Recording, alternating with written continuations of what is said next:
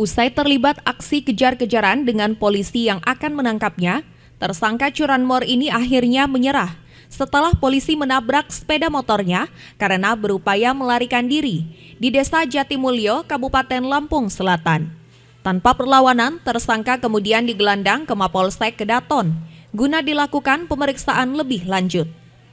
Tersangka yang ditangkap ini bernama Fernando, berusia 27 tahun, warga Jati Agung, Kabupaten Lampung Selatan, Provinsi Lampung. Ia ditangkap setelah teridentifikasi mencuri sepeda motor milik warga yang sedang diparkir di halaman masjid di kawasan Raja Basa, Bandar Lampung pada 2 hari sebelumnya. Di hadapan polisi, tersangka awalnya berdalih mencuri sepeda motor milik korban. Tersangka mengaku hanya ikut-ikutan rekannya berinisial DS saat mencuri sepeda motor milik warga yang sedang melaksanakan sholat di dalam masjid. Namun polisi akhirnya menemukan sepeda motor korban berada di dalam rumah tersangka. Kapolsek Kedaton AKBP Atang Samsuri mengatakan, tersangka berhasil teridentifikasi setelah pihaknya melakukan penyelidikan dengan meminta keterangan saksi di lokasi kejadian. Penyelidikan polisi berbuah hasil, sepeda motor korban rencananya akan dijual tersangka di akun jual beli media sosial.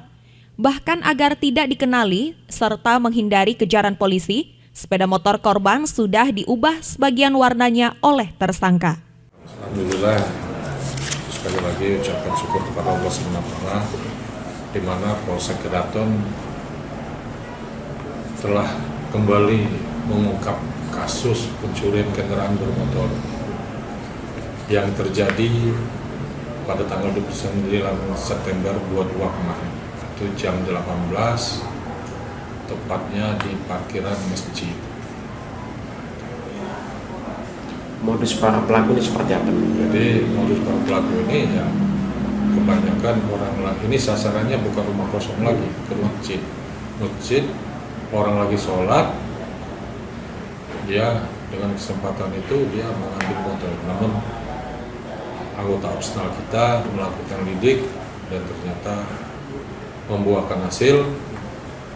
Pelaku dapat kita tangkap di daerah Lampung Selatan, Jatimulyo.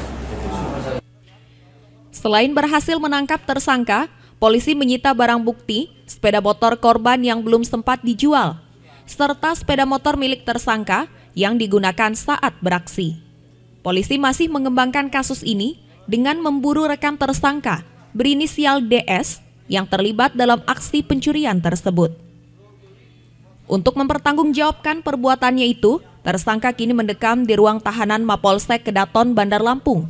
Polisi menjerat tersangka dengan pasal 363 KUH pidana tentang pencurian, serta terancam hukuman pidana selama 7 tahun kurungan penjara.